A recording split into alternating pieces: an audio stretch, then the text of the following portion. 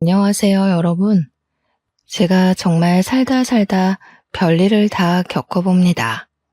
제 나이 40대에 이혼녀가 될 거라고는 생각도 못했을 뿐더러 이런 추잡한 일이 저에게 벌어질 거라고는 상상조차 하지 못했습니다. 누군가에게는 속 터지는 이야기일 수도 있고 혹은 짠하게 들리는 이야기일 수도 있지만 여기다가 풀어놓지 않으면 제 명예 못 죽을 것 같아서 이렇게 이야기를 해봅니다. 참으로 지긋지긋하고 벗어나고 싶기만 했던 생활인데 막상 일이 이렇게 되고 나니까 어디로 가야 할지 길을 잃은 아이처럼 살게 되네요. 제 이야기를 끝까지 들어주신다면 저에게는 더할 나위 없는 힘이 될 것 같습니다. 저는 20대 중반쯤 6살 연상인 남편과 결혼을 하게 되었습니다. 저와 남편의 고향은 경북 상주였고 가부장적인 남편네 집에서 그러니까 시댁에서 어린 마음에 상처를 받으며 고생고생하며 신혼살림을 했습니다. 남편이 그때까지 제대로 된 직장이 없었기 때문에 곶감 농사를 하는 시댁에서 호되게 혼이 나면서 일을 도우며 살고 있었죠. 고생 끝에 낙이 온다고 줄줄이 낙방만 하던 취업이 드디어 성공을 하고 말았습니다. 저는 서울에 올라간다는 설렘보다 드디어 시댁에서 벗어날 수 있다는 마음에 하루하루 손을 꼽아 서울로 상경하는 날을 기다렸죠. 시모는 끝까지 서울에 가면 고생한다고 이 동네에서 먹고 살 일을 찾아야지 서울에 가느냐고 남편을 뜯어 말렸습니다. 하지만 그때에는 서울에 간다는 사실 자체가 성공을 했다는 증명이기도 했기에 남편은 그 손을 뿌리치고 저와 서울에 올라왔습니다. 처음에 상주 촌년이 서울의 빌딩 숲을 보고 얼마나 놀랬는지 모릅니다. 서울에 오니 시집살이 시키던 시모가 없어서 얼마나 행복했는지 마음의 안정이 빠르게 찾아오더라고요. 제가 또 하필이면 친정 부모 없이 자란 천의 고아였거든요. 제가 어릴 때 두 분 모두 돌아가신 걸로 알고 있습니다. 물론 정확한 사정은 모르지만 동네 사람들이 저를 품앗이하듯 키워주셨는데 모두들 저에게 부모님이 돌아가셨다고 말을 해주셨어요. 저는 마을 주민들의 도움이 없었더라면 한겨울에 추위에 얼어 죽었거나 배가 골아 죽었을지도 모릅니다. 저는 어릴 때부터 마을에 온갖 자비를 하면서 밥을 얻어먹었고 학교를 다녔습니다.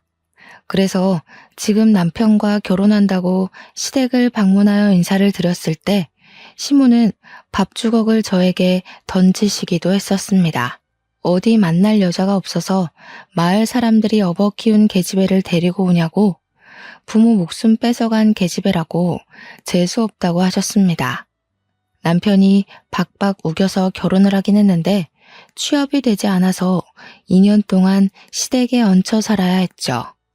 그 인연이 정말 저에게는 두 번 다시 겪고 싶지 않은 지옥의 기간이었습니다. 세상에 시집살이를 이렇게까지 시킬 수 있나 싶을 정도로 저희 시모는 지독한 사람이었습니다. 상주가 또 곶감이 워낙 유명한 곳이지 않겠습니까? 시댁이 꽤 큰 농장을 가지고 있었는데 인터넷에 상표만 쳐도 줄줄이 고급 곶감으로 나오는 그런 업체를 운영하고 계셨습니다. 그 곶감을 제 손으로 일일이 말리고 털어내고 엮고 하면서 만든 것입니다. 그거야 뭐 잡노동이기도 했고 밥을 얻어먹기 위해 다른 집에서도 했던 일이기에 익숙하긴 했던 터라 괜찮았습니다. 근데 그 일을 하다 보면 진짜 손끝에 있는 감각이 다 사라질 정도로 쓰라리고 아프거든요. 그런 와중에 식사를 차려야 하니까 주방에서 밥을 짓고 있으면 일부러 보일러를 꺼두시는 게 우리 시모였습니다. 찬물만 쓰라고 하는데 손끝에 찬물이 닿으면 정말 악소리가 절로 나올 정도입니다. 치졸하게 저를 괴롭히셨던 거죠. 제가 그 2년 동안 살이 쭉 내려서 볼품이 없을 정도로 마르기도 했답니다.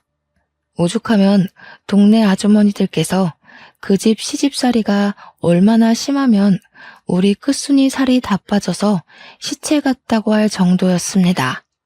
아, 제 이름이 끝순이는 아니지만 동네 품앗이를 하며 자랐다고 하지 않았습니까? 동네 분들은 애칭처럼 저를 모두 끝순이라고 불러주셨습니다. 집안의 막내딸이다 하시면서요. 동네 분들이 전부 제 어머니이자 아버지셨죠. 아무튼 서울에 상경을 하고 나니 세상에 이렇게 멋있는 사람들이 존재할 수 있나 싶더라고요. 길을 가다 마주치는 사람들이 전부 연예인 같고 모델 같고 그랬습니다. 하나같이 세련되고 화장도 어쩜 저리 잘하는지 저 같은 촌년은 꿈에도 못 꿀 정도더라고요. 남편은 서울에서 일을 하게 되면서 상주에 있는 시모의 사업장에서 일을 할 때보다 훨씬 많은 돈을 벌기 시작했습니다. 하지만 돈을 많이 벌어봐야 어마어마한 서울 물가에 기가 죽어 저희는 혀를 내두르면서 지내야 했죠. 그나마 시댁에서 저희가 상경할 때 집을 구할 돈을 빌려줘서 다행이었습니다. 그거마저 없었더라면 정말로 지하 단칸방에서 집을 구할 돈을 언제쯤 모으려나 하면서 손가락만 빨면서 지냈을지도 몰라요. 시댁이 곶감 장사를 하면서 꽤 많은 돈을 벌어서 다행이었다고 생각합니다. 물론 시모는 그만큼 저를 부려먹긴 했지만요. 하나뿐인 아들이라고 저희한테 주택 전세를 얻을 만큼은 빌려주었죠. 그 돈을 담보로 저는 또 어마어마하게 시댁에 시달려야만 했습니다. 곶감철이 아닐 때에도 무슨 일만 생기면 5시간 거리인 상주로 저를 몇 번이나 부르셨습니다. 한 달에 몇 번이나 왔다 갔다 했는지 정말 하루 걸러 상주에 내려갔다고 해도 과언이 아닐 정도였어요. 꽃감을 말릴 철이 오면 내려가서 일을 도와야 했기에 새벽같이 버스를 타고 상주로 내려갔고 시모가 만족할 때까지 일을 해야 했습니다. 당연히 남편은 서울에서 일을 해야 했기에 남편만 서울집에 덜렁 두고 가야 하는 일도 많았죠. 그러던 도중 저의 뱃속에 새 생명이 자라나고 있다는 사실을 알게 되었습니다. 몸에 미열도 있고 속이 메스꺼리고 머리가 아파서 병원에 찾아갔더니 산부인과에 가보라고 하더군요. 그날 남편의 손을 잡고 산부인과에 가서 임신 소식을 알게 되었고 저는 시댁에 연락을 드렸습니다. 제가 임신을 했다고 하니 시모가 저에게 당장 상주로 내려오라고 말을 하셨고 저는 마음을 졸이며 상주에 남편과 내려갔습니다. 시모는 남편에게 잠시 일을 좀 보고 올 테니 집에 있으라고 했고 저는 시모를 따라 나섰죠. 시모의 손에 이끌려 도착한 곳은 다름 아닌 점집이었습니다. 저는 왜 점집에 왔는지 이유를 몰라 시모를 쳐다봤습니다. 그러자 여기가 아주 용한 점집이라면서 군소리하지 말고 따라오라고 하시더군요. 점쟁이 앞에 저를 떡하니 앉히시더니 시모가 아들이요 딸이요 하고 묻는 게 아니겠습니까? 그러자 점쟁이가 인상을 팍 쓰면서 시모한테 당신 집에는 아들 기운이 없어? 라고 호통을 치시는 겁니다. 그 이야기를 듣자마자 시모가 갑자기 일어나라며 제 딸을 질질 끌고는 상주에 있는 작은 산부인과 앞으로 데리고 갔습니다. 병원에 가서 여기 애도 떼주지? 하는데 정말 제 온몸의 피가 차게 식는 듯 했어요. 아직 성별도 나오지 않은 작은 점 같은 아이를, 딸인지 아들인지 모를 아이를 어떻게 점쟁이 말만 듣고 그럴 수 있는지요. 시모가 병원 접수처에서 하는 이야기를 듣자마자 저는 놀래서 뛰어내려갔습니다. 시모가 뒤에서 거기 서라고 쫓아오는 소리가 들렸지만 섰다가는 큰일이 날 것 같았습니다. 신발이 한짝 벗겨진 것도 모른 채로 내달려 공중전화 앞에 섰고 남편이 기다리고 있을 시모 집으로 전화를 걸었습니다. 남편이 받자마자 시모한테 이끌려 동네 산부인과에 갔는데 아들 아닌 것 같다는 점쟁이 말에 수술을 시키려 했다고 두서없이 말을 막 뱉었어요. 남편도 놀래서 제가 도망친 공중전화 앞으로 달려왔고 분노에 휩싸인 남편과 함께 시댁으로 돌아갔습니다. 시댁에 도착하니 시모가 마땅치 않은 얼굴로 저를 바라보며 혀를 끌끌 차고 있더라고요.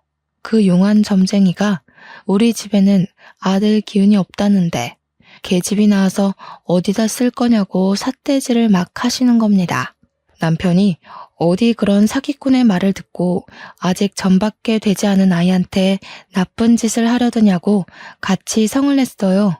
그러니까 시모가 밖에서라도 아들을 낳아오라고 대는 이어야 하지 않겠냐고 자기 할 말만 하시더라고요. 남편은 산모 앞에서 그런 이야기 하지도 말라고 하셨고 저는 그제야 한쪽 발이 맨발인 걸 알게 되었습니다. 달리다가 긁힌 건지 발이 상처투성이가 되어 있더라고요. 그 발을 보는데 너무나도 제 처지가 어떤지 느껴졌어요. 시모는 자기한테 성을 내는 아들에게 실망했다며 아들 키워봐야 소용이 없다고 가슴을 막 치셨습니다. 그러자 남편이 아들 키워봐야 소용없는데 왜 우리한테 아들 낳아오라고 타령을 하냐면서 서울 가겠다고 했습니다. 표독스럽게 저를 바라보던 시모는 여우 같은 년이 우리 아들을 홀려놨다고 저랑 함께 막 달려오시더라고요. 저는 너무나도 공포스러웠습니다. 시모가 달려오는데 정말 눈을 뒤집으면서 달려오시더라고요. 다행히 남편이 왜 이러시냐며 시모를 내동댕이 쳤고 엉덩방아를 찢은 시모는 그 자리에 주저앉아 엉엉 우셨습니다. 남편은 저에게 미안하다고 계속 사과를 하고 시모는 저한테 애를 당장 지우라고 우리 아들이 힘들게 번 돈 딸에게 쓸 수 없다고 소리치셨죠. 결국 남편은 시모에게 사과하기 전에도 전화도 하지 말고 찾지도 말라고 하고는 저를 끌고 서울에 올라왔습니다. 서울로 가는 차 안에서 남편이 아직 판판한 제 배를 만지며 울더라고요. 이제 시댁에 오지 말라고. 아이를 낳을 때까지는 죽어도 오지 말라고요. 그 뒤로 저는 서울에서 지내면서 어떻게든 시모의 연락을 피하기 위해 노력을 했어요. 곶감 농장의 일이 바빴던 터라 시모가 서울에 올라올 수 있는 날이 없었기에 그나마 다행이었다고나 할까요. 임신 5개월쯤 되었을 때 병원에서 넌지시 아이의 내복은 파란색으로 준비하시는 게 좋겠네요. 라는 이야기를 듣고 나서야 뱃속의 아이가 아들이라는 걸 확신했습니다. 무당이 정말 사기꾼이었는지 아들 기운이 없다더니 떡하니 아들을 임신하고 있었던 거죠. 혹여라도 그날 도망을 치지 못해서 수술대 위에 올랐더라면 우리 떡두꺼비 같은 아들은 만날 수 없었을 겁니다. 우여곡절 끝에 결국 아들을 무사히 낳았고 병실에 누워있다가 잠이 들었는데 누군가 쳐다보는 느낌에 눈을 뜨니 시모가 저를 빤히 보고 있더라고요. 순간 어찌나 놀랐는지 입에서 악소리가 절로 나왔습니다. 시모가 겸연쩍어 하면서 저한테 그러더군요. 그래, 고생했다. 아들 낳았으니까 할 일 다 했다. 하시면서 제 손을 잡는 겁니다. 저는 솔직히 소름이 돋았습니다. 태도 변환이 너무 빠른 것 아닌가 싶었거든요. 저도 말이 곱게 나오지 않았기에 시모한테 어머님이 애 지우라고 할 때 지웠으면 큰일 날 뻔했네요. 하니까 시모가 눈에 쌍심지를 켜고 내가 언제 그랬어? 이러더라고요. 진짜 치매 검사라도 받으셔야 하는 거 아닌가 하는 생각이 들었죠. 자연분만이었지만 꽤 난산을 겪었던 터라 다른 산모보다 이틀을 더 입원해 있었는데 집으로 돌아와서도 시모가 상주에 내려갈 생각을 안 하더라고요. 그러면서 저한테 우리 남편을 낳았을 때 엄청나게 힘들었었다면서 너는 애도 잘 낳는다 하시며 본인 이야기를 하시더라고요. 솔직히 저도 진통이 꽤 길었고 아이가 중간에 걸려서 나오지 않아 엄청 힘들게 애를 낳았었는데 시모가 제 노력은 몰라주고 그런 말을 해서 속이 상했죠. 시모는 아랑곳하지 않고 본인 이야기를 계속 이어갔습니다. 시모는 늦은 나이에 겨우겨우 시부와 결혼을 했고 아이가 바로 들어서지 않아서 고생을 했다고 하더라고요. 2번의 유산을 했고 3번째에서야 겨우겨우 남편을 낳을 수 있었는데 그때가 이미 30대 중반을 넘겨버린 나이여서 시댁에서 엄청난 구박을 받았다고 했어요. 겨우겨우 아들을 낳았으니 목숨 유지하고 살았지 딸을 낳았으면 쫓겨났을 거라고 훌쩍이시더라고요. 그러면서 딸은 전혀 도움이 되지 않는다고 계속해서 이야기를 하시는데 저나 시모나 둘 다 여자 아닌가요? 그냥 그 이야기 자체가 제가 딸을 낳았더라면 널 내쫓았을 거야 하는 이야기로밖에 들리지 않았습니다. 듣기 싫었지만 본인 말만 하시는 시모의 이야기를 끝까지 들을 수밖에 없었죠. 그때는 조리원 같은 게 제대로 되어 있던 시절은 아니었기에 집에서 몸조리를 해야 했습니다. 시모가 상주에 내려갈 생각을 도통 하지 않으니 어쩔 수 없이 집에서 시모와 함께 몸조리를 해야만 했어요. 오유 양이 많아서 전몸살이 땅땅하게 뭉쳐 걸릴 때 풀어줄 생각은 않고 저한테 잔소리만 하시던 시모. 도무지 누가 누굴 도와주러 온 건지 모르겠더라고요. 거기다가 모유 수유를 할 때마다 자꾸 빤히 보시는데 너무 부끄럽고 부담스럽더라고요. 자기 앞에서 모유 수유를 하라고 우리 손자가 잘 빨아먹는 걸 봐야겠다면서 저한테 계속 이야기를 하시는데 정말 너무 싫었어요.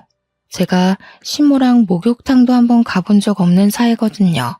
상주로 내려갈 생각은 전혀 없으시고 자꾸 저를 힘들게만 하시니까 결국 남편한테 도움을 요청했습니다. 어머님이 너무 부담스럽게 하고 사사건건 집안일로 트집을 잡아서 도무지 몸조리를 할 수 없다고요. 그런데 남편이 저한테 그러더군요. 오죽 손자가 보고 싶으면 그런 눈치를 주는데도 여기 붙어 있겠냐고요. 제 편을 들어주겠다던 남편은 아들을 낳자마자 손바닥 뒤집듯이 태세를 바꾸더군요. 몸조리 해야지 하시면서도 손 하나 까딱하지 않으시는 시모 덕에 제가 먹을 미역국도 제가 끓이는 신세가 되었습니다. 시모가 그 정도는 해줄 거라고 생각했는데 제가 미역국을 끓이니 고기를 넉넉하게 넣어야 아범이 좋아하는데 이런 이야기만 하시더라고요. 남편이 퇴근하고 집으로 돌아오면 8시 정도 되는 시간이었거든요. 그러면 저는 이미 일찍 저녁을 먹고 애를 재우고 있는 시간이었단 말이죠. 아무래도 신생아니까 자주 먹고 자주 자고 저도 아이랑 같이 틈틈이 자야 하니까요. 남편이 오는 시간이면 잠에 들 시간인데 그때부터 집안에서 맛있는 냄새가 아주 솔솔 풍기기 시작합니다. 신모가 남편 준다고 그때부터 부지런히 저녁상을 차리는 냄새였죠. 저는 몸조리 해야 된다고 내내 미역국만 먹이시고 그나마 그 미역국도 제가 끓인 거고요. 남편은 바깥일하고 왔으니 몸보신 든든하게 해야 된다면서 갈비찜에 꽃게탕에 난리가 났더라고요. 남편은 제가 뭘 먹으면서 버티는지 모르니까 엄마 손맛이 최고라면서 신나서 어쩔 줄 모르고요. 시모가 또 오죽 남편 입맛을 잘 알겠습니까? 허구한 날 애가 울든 말든 시장 가서 장을 봐오는데 진짜 너무 서럽더라고요. 우는 아이 달래느라 저는 밥이 코로 넘어가는지 입으로 넘어가는지 모르면서 지내고 있었는데요. 어느 날은 애가 새벽 내내 울기 시작하는 겁니다. 배앓이라는 게 뭔지도 잘 모를 때라 그저 아이가 잠투정을 한다고 생각했죠. 동네가 떠나가라 얼굴이 새빨갛게 변할 정도로 자지러지면서 울기 시작하는데 시모가 갑자기 부부 침실에 문을 벌컥 열고 들어오더라고요. 아무리 애가 운다고 해도 그렇지. 부부가 사용하는 침실을 노크도 없이 야밤에 벌컥 열고 들어온다는 게 상상이나 가시나요? 그러더니 저보고 성질을 확 내면서 애를 안고 나가라는 겁니다. 제가 네? 무슨 말씀이세요? 하고 물어보니까 남편 잠 못 잔다고 나가래요. 주섬주섬 애를 포대기에 업고 나오니까 거실에 있지 말고 밖으로 나가라는 겁니다. 시모 본인이 남편이 아기 때 울면 그렇게 밖으로 나가서 동네를 몇 바퀴 돌았다면서 저보고 나가래요. 아무리 여름이라지만 모기도 많고 할 텐데 어딜 나가냐고 했더니 저한테 그럼 우리 아들 잠도 못 자고 출근하라는 게야? 난리가 났더라고요. 결국 저는 애만 덜렁 안고 쫓겨나서 어쩔 수 없이 애를 재우기 위해 동네를 3바퀴나 돌았습니다. 그 뒤로는 애가 밤에 울기만 하면 저보고 나가서 애 달래고 오라고 하더라고요. 도대체 저는 잠을 언제쯤이나 잘 수 있는 걸까요? 그렇게 몸조리도 못하고 동네 돌고 밥도 제대로 못 먹고 하니까 결국 제 몸이 망가져 쓰러지고 말았습니다. 병원에서 눈을 딱 떴는데 시모가 혀를 끌끌 차면서 이제는 또 몸이 허약해서 문제라고 하시는 겁니다. 저한테 그래서 둘째는 언제 가지고 언제 낳을 거냐고 돈 잡아먹는 귀신이 붙은 게 틀림없다 하시더군요. 병원에 이렇게 누워있으면 하루에 돈이 얼마가 깨지는지 알고는 있냐면서 저 때문에 남편만 고생하게 생겼다고 하는데 너무 서러웠습니다. 제가 엉엉 울고 있자 의사가 들어오더니 안 그래도 쓰러진 사람인데 자꾸 울면 탈수 온다고 물 많이 마시라고 하더라고요. 그러면서 하는 말이 출산한 지 얼마 안 돼서 영양분을 골고루 많이 섭취하셔야 되는데 영양분이 모자라대요. 현대 사회에 영양실조로 쓰러져서 실려오는 사람이 몇 없다고 잠도 못 자고 지금 몸이 말이 아닌 상태라고 하더라고요. 그러면서 멀찍이 있는 제 남편한테 육아도 도와주시고 몸조리도 도와주셔야죠 하더라고요. 생판 남인 의사 선생님도 제 편을 들어주는데 진짜 너무 서러우니까 아무 말도 못하겠더라고요. 근데 남편이 거기서 뭘 하는 줄 아세요? 고기 반찬을 그리 먹는데 왜 영양실조가 오지? 하더이다. 악에 바친 제가 막 이야기를 했어요. 그 고기 반찬 어머님이 넣어주지 나는 미역국만 먹었다고. 당신이 미역국 안 먹는 거 알자마자 미역국에 고기 조각도 못 넣게 한다고 막 소리를 질렀습니다. 시모가 저한테 미친 개야? 하면서 난리를 치는데 의사가 고개를 절레절레 흔들면서 고기 많이 드세요 하더라고요. 그날 수액을 다 맞고 퇴원을 하려고 하는데 시모가 보이질 않더군요. 어머님 어디 갔냐 물어보니 상주로 내려가셨다고 남편 보기 부끄러워서 도망을 가신 겁니다. 그 뒤로는 남편이 의사 말이 마음에 걸렸는지 고기 사 먹으라고 돈을 막 쥐어주더라고요. 그래서 원 없이 고기 구워 먹었습니다. 아들이 100일쯤 지나니까 육아도 할만하더라고요. 아이를 키우면서 누가 제일 보고 싶었는지 아세요? 나를 낳아준 부모도 아니고 자기 자식도 아닌데 저를 챙겨주시고 키워주셨던 상주 사람들이 보고 싶더라고요. 우리 끝순이 하면서 저를 정말 막내처럼 챙겨주셨던 그 어르신들이요. 산후 우울증이라는 게 이렇게 찾아오는 건지 꿈에도 몰랐습니다.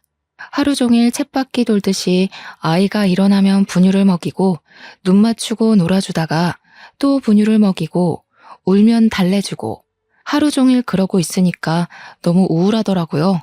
남편은 바빠서 주말에도 출근하기 일쑤였고 바깥 바람을 제대로 쐬지 못하니 너무 답답했어요. 남편이 돈을 많이 벌어다 주면 뭐합니까? 돈을 쓸 시간이 없는데. 그렇게 아이가 태어난 지 5개월이 지났을 무렵 시댁에서 어김없이 저를 찾는 전화가 걸려왔습니다. 겸사겸사 애도 보고 싶고 제가 할 일이 있으니까 상주에 애 데리고 내려오라고 하시더군요. 꽃감 시기가 다가온 것이었습니다. 남편 보고 같이 가주면 안 되냐고 물었더니 일이 바빠서 도무지 같이 갈 시간이 나지 않는다고 혼자 갔다 오라고 하더군요. 저만 홀로 갓난아이를 업고 짐을 싸서 5시간을 버스를 타고 내려갔습니다. 상주에 도착을 하고 나니 시모가 바로 애부터 빼앗아 들고는 저에게 일을 하라고 하더군요. 시모는 손자를 보느라 정신이 나간 사람처럼 굴었고 저는 하루 종일 쪼그려 앉아서 일을 해야 했습니다. 그러다가 아이가 배고플 시간이 되어 분유를 주러 갔는데 시모가 곶감의 속을 숟가락으로 살살 긁어서 아이에게 먹이고 있는 게 아니겠습니까? 이도 없는 아이한테 아직 이유식도 시작하지 않은 아이에게 곶감을 주다니 이게 무슨 짓인가 싶었어요. 제가 너무 놀라서 어머님 하고 소리를 지르자 시모가 무슨 유난을 그리 떠냐고 오히려 저한테 뭐라고 하더라고요. 속만 살살 긁어서 준 거라고 하더라고요. 제가 이유식 시작도 안 한 아이한테 무슨 일이 생길 줄 알고 그걸 주시냐고 했죠.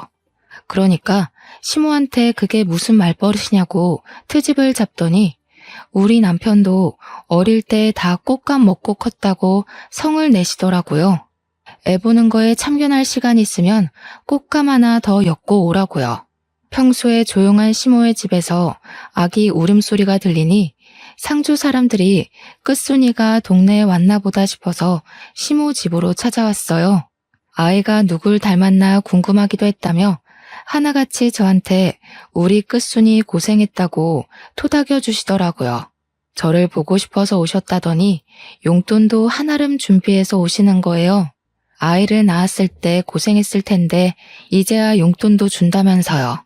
우리 시모한테도 못 받아본 돈이라 너무 소중해서 감사하다 인사드리고 가슴팍에 넣어놨는데 시모가 그 돈 내놓으라 하더라고요. 제가 받은 건데요. 하니 우리 손주 낳아서 받은 돈 아니냐고 말도 안 되는 소리를 하면서 그 돈 내놓으래요. 우리 시모 진짜 부자거든요. 시부 돌아가시고 모든 사업장 시모가 받아둔 터라 진짜 알짜배기 부자란 말이에요. 이 곶감 농장 나중에 다 손자 거 될 거라면서 그러니 손자한테 들어오는 돈은 자기가 챙기는 게 맞는다며 돈 내놓으라고 하는데 말이 되나요? 결국에는 제가 돈 가지고 있으면 땀만 먹고 도망갈까봐 내놓으라는 것이었습니다. 오죽하면 옆에서 우리 아들 귀엽다고 보고 있던 동네 아줌마가 시모한테 삿대질을 막 하더라고요. 뺏을 게 없어서 끝순이한테 준 용돈을 뺐냐고 할머니 성격 고약하다고 하면서요. 그랬더니 시모가 또 씩씩거리면서 자네는 뭔데 집안일에 참견이냐고 성질을 버럭 내시대요. 그렇게 한 일주일 있다가 서울에 돌아오니 그 사이에 잘 쉰 건지 남편 때깔이 곱더라고요. 술 냄새가 진동을 하는데 오자마자 저한테 해장국 좀 끓여달라고 하길래 해장국을 끓여줬어요. 결혼 전에는 저 없으면 죽겠다고 난리를 치는 통에 결혼까지 했건만 애 낳고 나니까 제가 날개옷 잃은 선녀같이 느껴지나 봐요. 제가 시댁에서 당하는 일들은 하나도 신경 써주지 않고 자기가 세상에서 제일 바쁜 사람인 줄 알고 살더라고요. 그렇게 겨울이면 상주에 내려가서 일을 하고 애는 쑥쑥 자라나고 몇 년을 보냈는지 모르겠습니다. 애를 낳은 게 겨우 20대 중반이었는데 벌써 40대를 넘긴 나이가 된 거죠. 우리 아들은 중학생이 되었고 서울 애들 사이에서 공부도 곧잘 따라가 중상위권 성적을 유지하면서 지내고 있었습니다. 저는 꼬부랑 글씨를 아무리 봐도 모르겠던데 우리 아들은 저한테 차근차근 설명도 참 잘해주더라고요. 나중에 선생님 되는 게 꿈이라면서 열심히 공부할 거라고 했어요. 얼마나 기특하고 예쁜지. 아들이지만 참 순수하고 얌전한 놈이었죠. 하지만 그 행복은 얼마 가지 않았습니다. 집에 큰일이 생기고 말았죠. 바로 평생 동안 저를 괴롭히고 정정하게 살 것 같았던 우리 시모가 풍으로 쓰러지게 된 겁니다. 처음에는 거동도 제대로 못하시는 바람에 집에서 수발을 들어줄 사람이 필요해졌어요. 아들은 중학생이고 남편은 직장 때문에 움직일 수 없고 저 또한 집안일을 챙겨야 하는 입장으로 시모 옆에 내내 붙어 있을 수가 없었기에 간병인을 구했습니다. 그런데 시모의 성격이 어찌나 괴팍한지 다들 대충 아시잖아요. 간병인들이 도무지 버텨내지를 못하는 겁니다. 시모가 사사건건 입만 살아서 트집을 잡아대고 욕을 해대고 하니까 간병인들이 도망을 간 거예요. 한 달 동안에만 3명의 간병인이 도망을 가게 되면서 결국 남편은 저에게 부탁을 하더라고요. 애는 공부를 해야 하고 자기는 일을 해야 하니 집에서 그나마 시간이 남는 저보고 수발을 들어달라고요. 이게 사실 부탁인지 명령인지는 잘 모르겠지만 남편이 해달라고 하는데 제가 어떻게 거절을 하겠습니까? 결국 제가 짐을 싸서 상주로 내려가게 되었습니다. 서울에 언제 올 수 있을지 기약 없는 상주행이었죠. 제가 내려가니까 누워서 꼼짝 못 하시던 시모가 잘 왔다고 하시더라고요. 그동안 간병인들이 어찌나 하는 일이 없던지 속이 답답할 지경이었다면서 일은 우리 며느리가 잘하지 하시는데 무섭더라고요. 그 말이 칭찬이 아니라 앞으로 내가 널 부려먹을 거다 하는 경고같이 느껴졌어요. 순간 신혼 2년 동안 시집살이를 했던 일들이 새록새록 떠오르대요. 그렇게 옆에서 병수발을 들면서 시모가 거동을 조금씩이라도 할 수 있도록 시모를 끌어안고 움직이기 시작했습니다. 시모가 한번 쓰러지고 나니까 화내는 기력도 예전만치 못한지 저한테 잔소리도 하도 줄이시더라고요. 물론 이렇게 수그러들기까지 꽤 시간이 흐르긴 했죠. 간병하겠다고 내려간 첫날 오줌 누는 요강을 제때 비우지 않았다고 그 요강을 저한테 던지셨거든요. 안에 가득 차 있던 소변을 뒤집어 썼을 때는 정말 화가 머리끝까지 나서 시모한테 소리를 고래고래 질렀습니다. 어머님, 이러시면 저 밥도 안 하고요. 요강도 비우지 않을 거라고요. 아예 서울로 가서 나몰라라 하고 지낼 겁니다. 했더니 깨갱 하시더군요. 제가 정말 짐부터 싸고 아무것도 하지 않자 저한테 처음으로 미안하다고 먼저 사과까지 하셨습니다. 그 뒤부터는 시모의 재활을 위해 힘을 썼죠. 그나마 남편이 돈을 꼬박꼬박 보내주어서 읍내에 있는 정형외과 선생님의 도움을 받아 마사지도 해드리고 거동을 도와주는 보조기구도 샀어요. 하지만 시모를 돌보는 일만 저에게 주어진 것은 아니었습니다. 우리 시모 농장의 규모가 꽤 컸거든요. 곶감 사업장도 큰 업체였고요. 그 관리가 전부 제 몫이 되고 만 거죠. 시모가 움직일 수 없으니 제가 매일같이 출근을 해서 농장을 한두 시간 돌봐야 했습니다. 시모가 낮잠을 자는 틈에는 공장 시차를 가고 시모가 깨어있을 때는 식사도 차려야지, 씻겨드려야지, 운동도 해야지.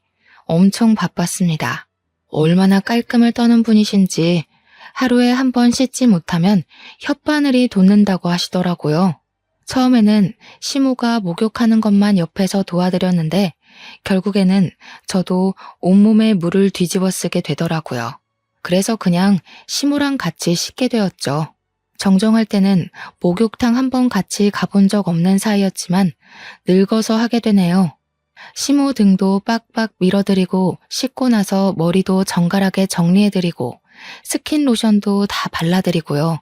거동을 조금씩 하게 되긴 했지만 화장실이 급할 때는 제가 똥오줌도 다 받아드리고 했어요.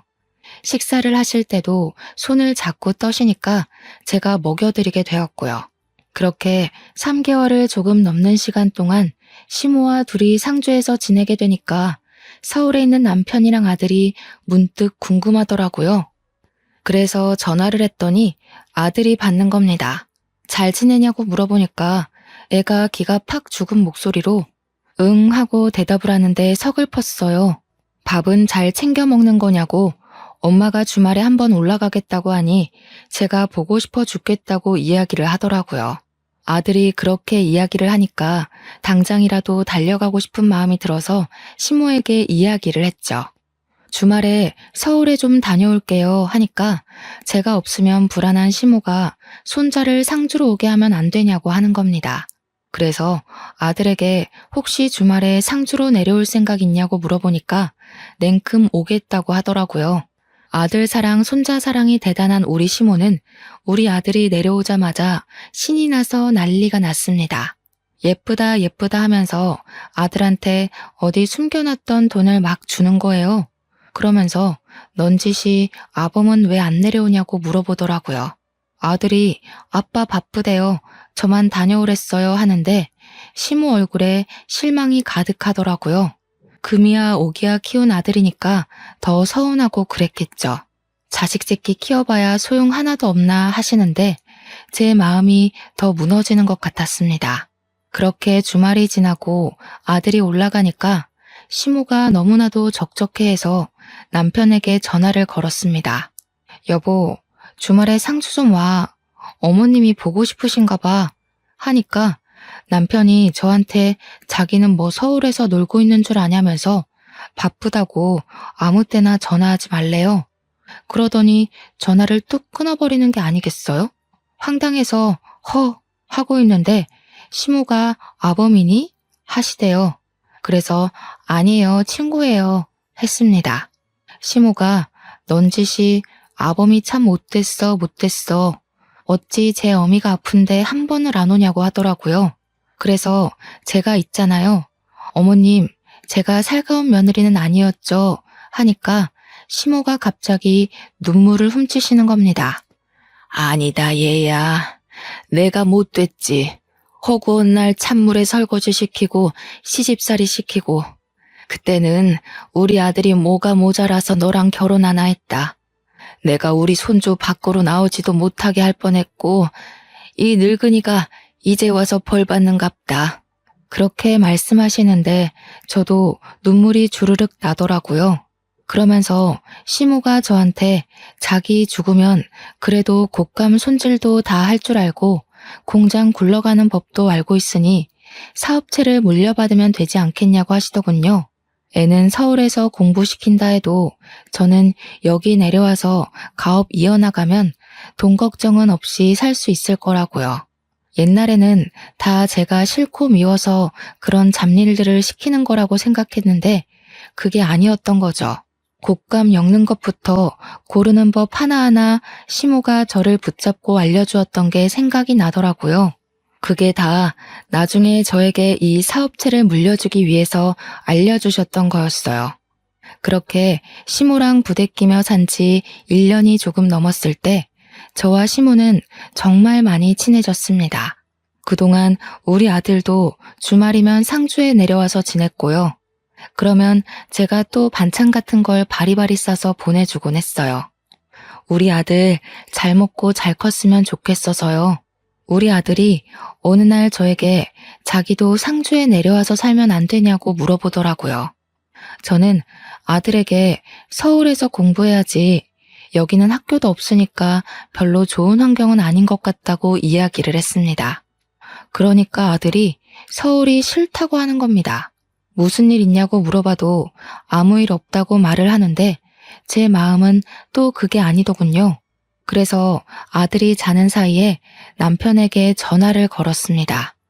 밤 11시가 넘어가는 시간이라 남편이 자고 있나 싶긴 했지만 오기가 생기더라고요.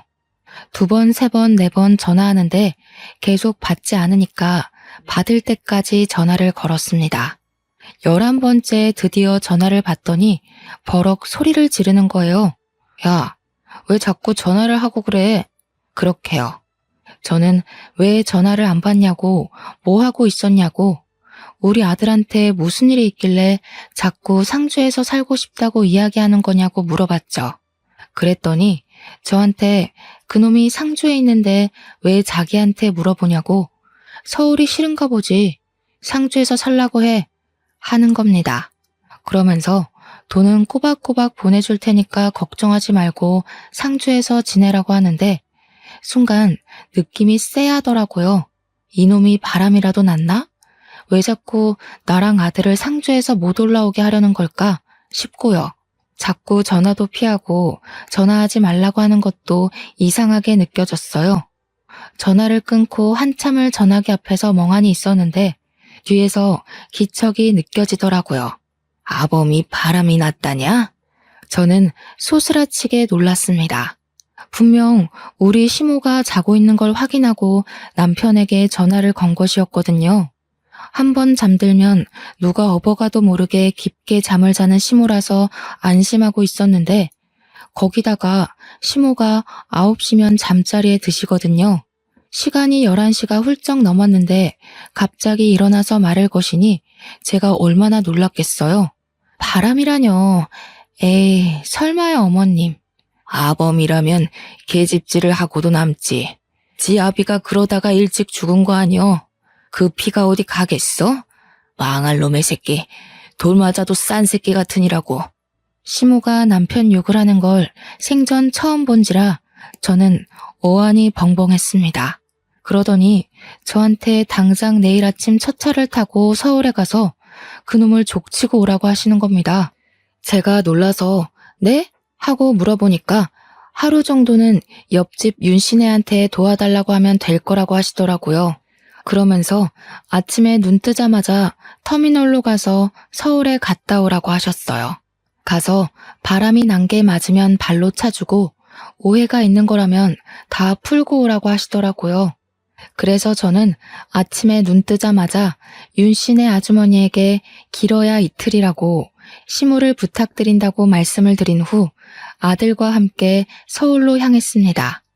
혹시나 싶어서 아들에게 혹시 너네 아빠 바람났냐고 물어보니까 아들 눈동자에 지진이 나더라고요. 알고 보니까 바람난 지 꽤 됐더라고요. 제가 상주를 오고 가고 할 때부터 그런 낌새가 있었던 거예요. 한 번 오면 며칠을 여기서 머물렀으니까요. 그 사이에 집 밖에서 자고 여자를 만나고 했던 거죠. 아예 제가 상주로 내려온 이후에는 집까지 여자를 들이더랍디다.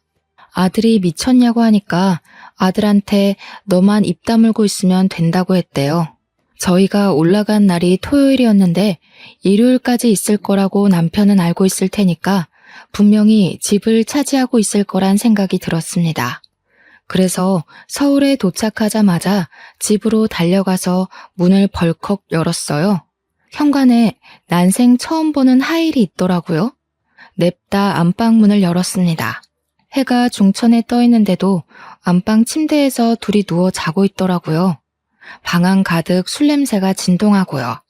온몸이 부들부들 떨리는데 이대로 두고 볼 수 없으니까 화장실에 가서 시리게 찬물을 바가지에 담아 자고 있는 그 두 년놈들을 향해 뿌렸습니다. 둘 다 혼비백산에서 일어나는데 제가 턱하니 버티고 있으니 저승사자 본 사람처럼 놀라더군요.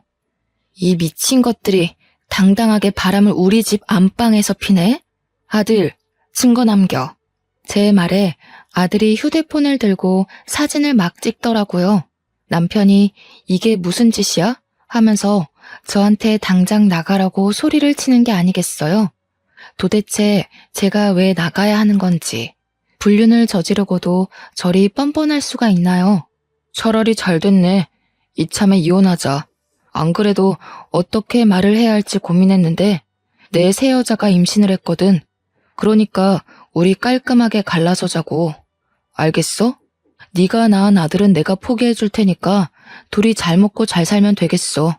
저한테 너네 둘이서 잘 살아봤자 얼마나 잘 살겠냐마는 이러면서 나가라는데 진짜 바보같이 눈물이 나더라고요. 그 길로 아들과 저는 짐을 싸서 상주로 내려왔습니다. 시모를 보자마자 무슨 정신인지 엉엉 눈물이 나더라고요. 상간녀가 있더라. 그 여자가 임신을 했더라. 나한테 이혼하자더라 했어요. 시모가 한숨을 푹 쉬더니 저한테 이혼해라 하시더라고요. 돈은 넉넉하게 줄 테니까 뒤도 돌아보지 말고 서울 가서 살아 하시는데 제가 가면 시모는 누가 돌보냐고 그 여자가 와서 수발될 것 같냐고 했죠. 그러더니 시모가 남편에게 전화를 걸어서 그 다음 주에 그 여자 데리고 한번 와봐라 하시는 겁니다. 저는 이게 무슨 상황인가 싶어서 눈만 동그랗게 뜨고 있는데 시모가 또 어딘가에 전화를 하더니 지금 당장 와주소 하시더라고요. 무슨 일인지 몰라서 멍하니 서 있는데 1시간쯤 지나니까 시내에서 변호사 사무실을 운영하는 변호사님이 찾아오셨어요. 시모가 유언장을 좀 쓰고 싶은데 증여도 가능하죠? 하시는데 저랑 아들은 무슨 상황인지 몰라 가만히 있었죠. 내가 이 집이랑 곡감 농장을 전부 우리 며느리한테 주고 싶은데 며느리한테 줬다간 아들한테 뺏길 수도 있소? 그러니 변호사님이 제가 먼저 사망을 하게 되거나 소송을 걸게 되면 그럴 수 있다고 하시면서 손자에게 증여를 하면 괜찮다고 하더라고요. 시모는 곰곰이 생각하더니 그렇게 하겠다고 하셨습니다. 저와 아들은 소스라치게 놀랐죠. 그러면 증여세를 내가 내더라도 우리 손자한테 증여합시다. 세금 문제는 내가 알아서 다 할 테니까 어디로 내야 하는지만 알려줍소. 그러더니 시모가 우리 아들의 손을 꼭 잡고 이야기를 하시더라고요. 아가, 이거 니 다 주마. 절대로 너희 아비한테 뺏기지 말고 단단히 들고 있어. 그렇게 일주일 동안 어머님은 바쁘게 변호사님과 상의를 해서 모든 명의를 아들의 명의로 돌려주셨습니다. 그리고 약속했던 날짜에 남편과 상간녀가 상주로 찾아왔습니다. 저와 아들을 보더니 여기서 기생하고 있었냐고 하더라고요. 우리 시모가 힘이 잘 들어가지도 않는 손으로 요강을 번쩍 들더니 소변이 가득 차 있는 요강을 남편과 상간녀에게 던졌습니다. 오줌을 뒤집어 쓴 둘은 이게 뭐야 하면서 난리법석을 떨었죠. 이 버러지 같은 것들아. 아범 너는 말이야 네 아비가 오입질을 하다 죽었는데도 바람을 피워? 내 재산 네 한 푼도 안 준다. 내가 우리 손주한테 다 증여했으니까 2번 다신 상주 땅에 발도 들이밀지 말어. 제 뱃속에도 어머님 손주가 있는데요. 저 자식이 내 자식이 아닌데 그게 어찌 내 손주가 될 수 있소. 우리 집에 아들 기운 없다 하더니 이게 내 아들이랑 절연하라는 소리였는갑소. 너희 뱃속에 애도 분명 고추 안 달렸을 거요. 당장 내 눈앞에서 썩 꺼져. 오줌 뒤집어 쓰고 남편은 씩씩거리면서 엄마 죽으면 재산 못 찾아올 것 같냐고 패드립을 치더라고요. 변호사가 우리 아들한테 증여하면 증여세를 2번 물고 준 거라서 절대 못 찾을 거라고 했지만 알려주진 않았죠. 저는 결국 남편과 이혼을 했어요. 상간녀가 임신해 있었기에 이혼을 해주지 않고 버텨볼까 했지만 시모가 뭘 질질 끄냐고 하시더라고요. 그리고 아들이랑 아예 상주로 내려와서 곡감 농장을 운영하며 시모의 병수발을 들었지만 2년 뒤 겨울에 시모가 돌아가시게 되었습니다. 시모가 그렇게 가시고 아들이랑 저랑 장례 준비까지 다 끝냈는데 남편이 상주에 오더니 재산 정리를 하자고 하더군요. 너 줄 재산 없다고 변호사님이랑 이야기하라고 했어요. 남편은 변호사가 준비한 서류를 죄다 훑더니 정말 시모 명의로 된 재산이 하나도 없는 걸 보고는 부들부들 떨더라고요. 근데 더 웃긴 건 상간녀가 애를 안고 쫓아 내려왔는데 그 애가 딸이더군요. 콩고물 하나 못 얻어간 전 남편이 어떻게 살고 있는지는 그 뒤로 소식을 전해 듣지 못해 모르겠습니다. 저는 시모가 물려준 농장을 잘 운영해가며 아들과 함께 행복하게 살고 있습니다. 동네 사람들도 끝순이 돌아온 걸 축하한다고 저를 2팔 걷고 도와주신 덕분이죠.